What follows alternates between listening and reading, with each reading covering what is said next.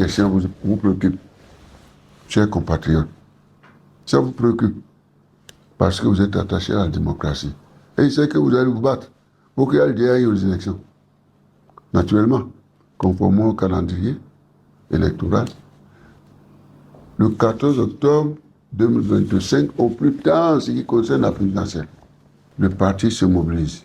Nous allons vers le choix du candidat. Je vous rassure que le processus est en cours au sein de notre parti politique.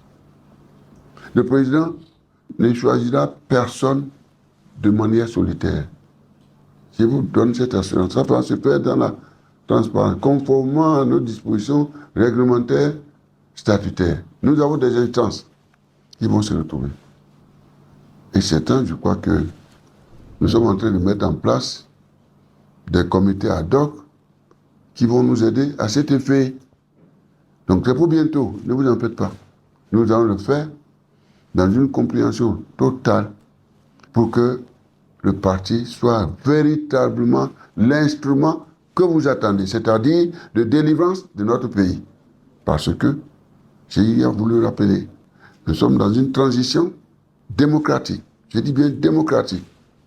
Le choix du parti, naturellement, un parti politique est créé pour prendre le pouvoir. Ce n'est pas à cause de ça. C'est pour tenir compte de son idéal, la défense des intérêts du peuple. Donc, dans un élan populaire, mes chers compatriotes, nous allons aboutir à une véritable alternance démocratique pacifique. Qui nous permettrait, mes chers compatriotes, d'asseoir véritablement dans notre pays une gestion transparente, une gestion inclusive, consensuelle, marquée par le dialogue. Le dialogue politique, le dialogue économique, le dialogue social, le dialogue sécuritaire. On va y arriver. Chers compatriotes, je pense que, en ce qui vous concerne, ce que j'attends en plus, c'est cette remobilisation. Et soyez toujours et retenez que le parti ira bel et bien aux élections.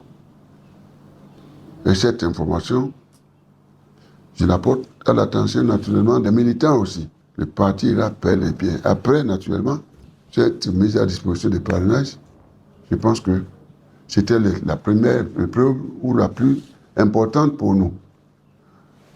Les autres, Dieu Tout-Puissant nous aidera pour traverser ces épreuves. Donc, mes chers compatriotes, aidez-nous pour que le processus électoral puisse arriver à terme. Ensemble, nous sommes plus forts.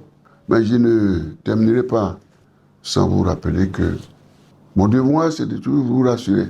Je viens de dire à mes chers parents de Porte-Nouveau, et d'ailleurs donc à tout le peuple, que moi, mon souhait est que le Bénin puisse poursuivre toujours son expérience de stabilité constitutionnelle. Rappelez-vous, chers compatriotes, que notre constitution de 1990 a été marquée par un référendum, c'est-à-dire c'est ce que le peuple a voulu.